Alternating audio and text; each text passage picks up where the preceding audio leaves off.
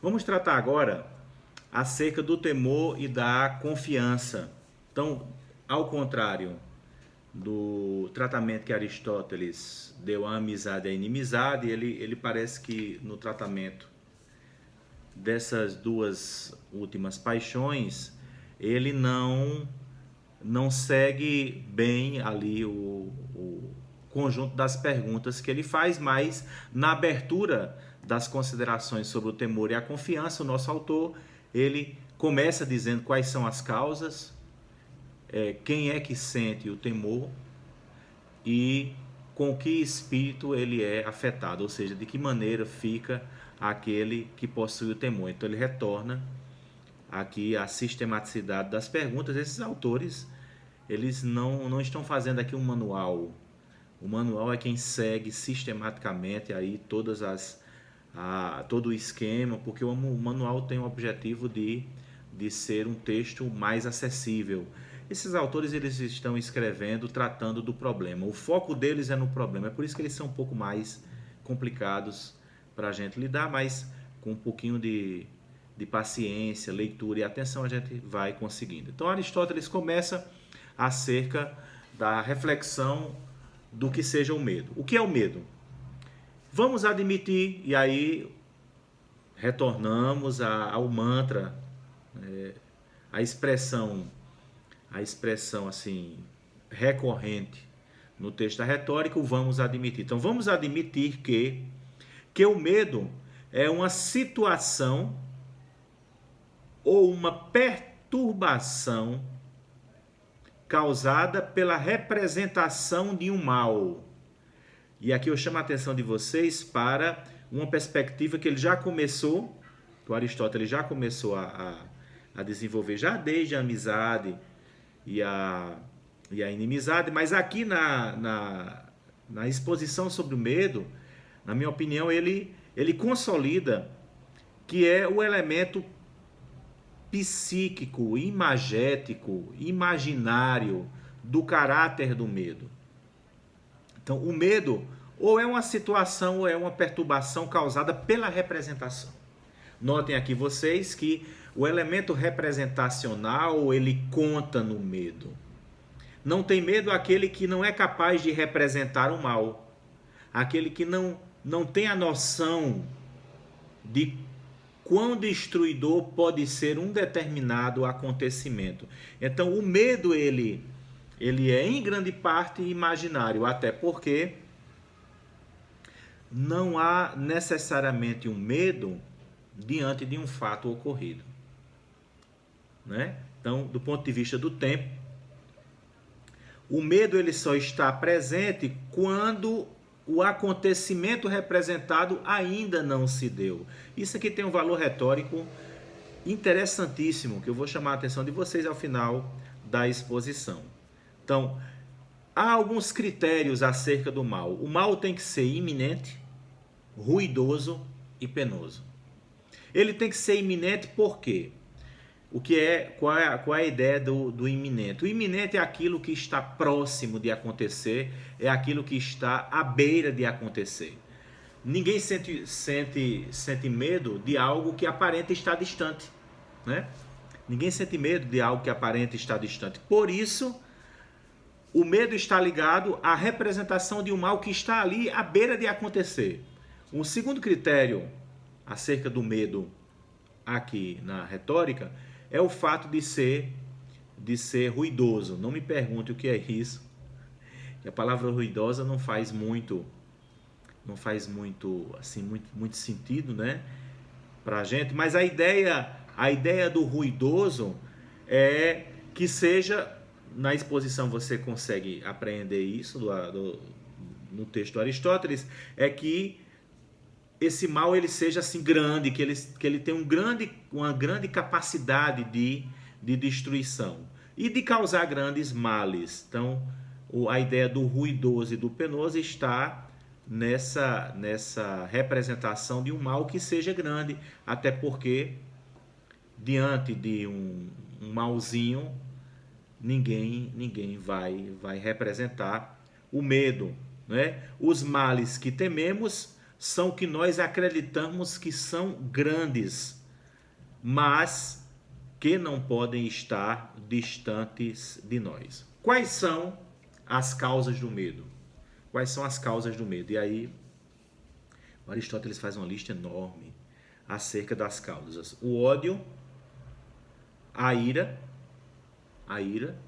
mas não é qualquer ira, é a ira daqueles que têm o poder de causar o mal, por um ato de vontade de alguém que seja injusto, o medo daqueles que podem fazer o mal, daqueles que sofreram uma injustiça ou que acreditam que podem sofrer, podem voltar a sofrer, e aí nesse sentido Aristóteles chama do medo daqueles que sofreram injustiça, porque esses estão ali no julgamento deles sempre à espera de uma oportunidade. Se vocês lembrarem, por exemplo, das causas da raiva, lá nas primeiras paixões, vocês vão ver que a raiva ela vem ali acompanhada de uma coisa chamada um sentimentozinho de prazer, que Aristóteles diz, porque há uma leve esperança da vingança. Então, esse elemento aqui dos que já sofreram injustiça, porque estão ali prontos a agir. E daqueles que são capazes de amedrontar até os poderosos. E aí, esse é um dado importante, porque há um medo daqueles que são poderosos o bastante para fazê-lo, mas como não ter medo daqueles que impõem medo até mesmo aos poderosos? Então, esse é um elemento importante. E Aristóteles também diz, numa das últimas causas do medo, que devemos ter medo dos mansos, dos irônicos e dos velhacos. Não me pergunto por quê, porque esses também estão apostos de agir. Dos mansos e dos irônicos, talvez porque aqui ele diz o dado da incerteza, porque a gente não tem muito controle da previsibilidade das suas ações e que, portanto, isso também nos causa medo. Como ficam aqueles que sentem medo? Como ficam aqueles que sentem medo? Eles ficam como aqueles que acreditam que estão ali a ponto de sofrer o mal, e isso é um elemento de terror presente naqueles que sentem o medo. Acham que serão afetados por pessoas, coisas e momentos e não sentem medo aqueles que acreditam estar na prosperidade. Então, Aristóteles, vocês já pegaram esse estilo de pensamento, que cada uma das paixões adversas ele coloca como contrário à paixão que lhe seja anterior. Na página 176 do texto, Aristóteles diz o seguinte: quando é vantajoso para um orador que os ouvintes sintam temor, deve conhecer e deve convencer os ouvintes de que há um mal que está ali prestes a lhes acontecer.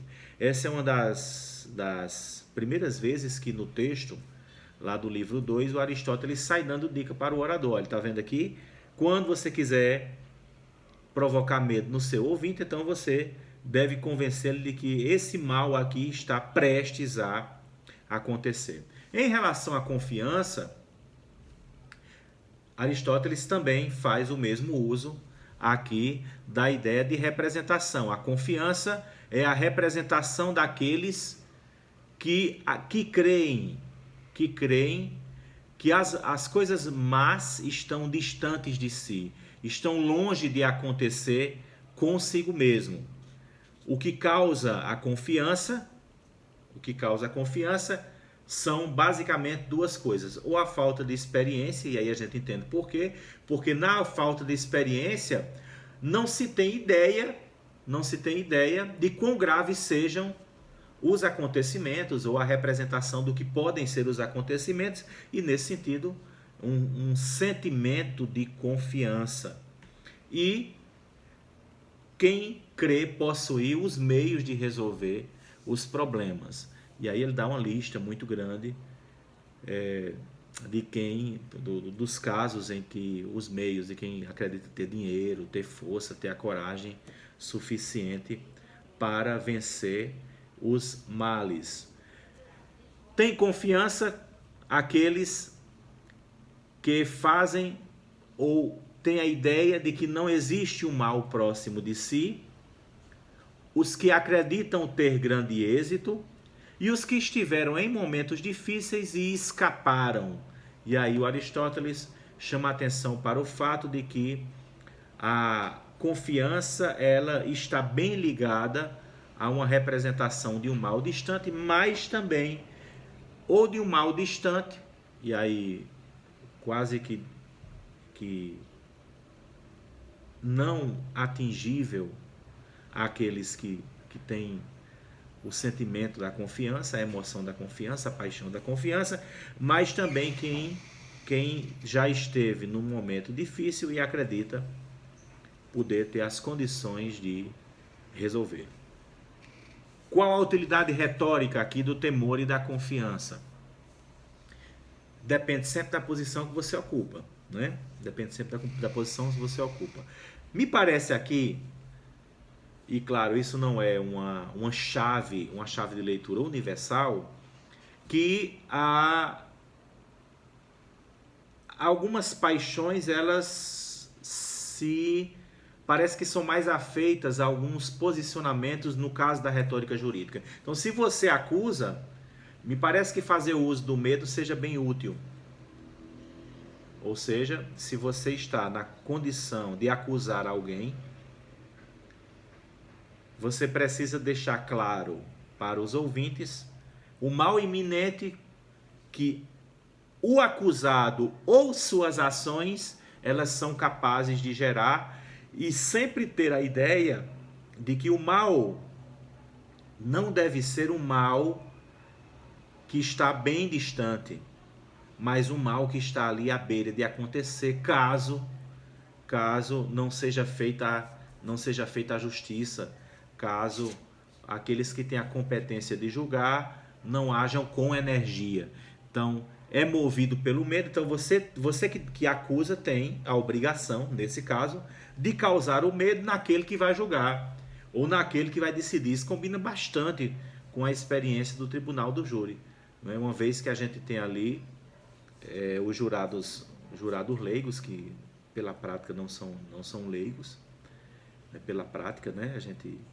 A convivência faz com que eles próprios aprendam essas técnicas, mas terminologicamente a expressão é jurado leigo. Então, se você acusa, deve causar o medo neles, e aí sempre ter a ideia de que o medo ele não vem acompanhado de um mal que parece estar distante. E se você defende, você tem aqui a missão de dizer que o seu patrocinado, de fazer entender que o seu patrocinado não representa risco para ninguém, de que o mal que ele eventualmente tenha praticado, se ele for um réu confesso, né? Se é réu confesso, então o objetivo é atenuar ao máximo a pena, e se houver dúvida em relação à autoria, então o seu objetivo como defensor, se for o caso, causar mais dúvidas ainda acerca da autoria. Se for réu confesso, então você precisa criar meios de atenuar ao máximo a pena, e fazendo isso com que? Demonstrando a calma dos ouvintes, demonstrando a confiança, e como a confiança é a ausência de um medo, de um mal que não pode vir a ocorrer, faz parte da sua obrigação demonstrar que o mal talvez praticado foi um mal pontual, e que um mal ali distante de vir a acontecer de novo, justamente por conta do caráter de eventualidade. Tá, beleza? Recomendo aí a leitura dessas 4 paixões em Aristóteles. Valeu!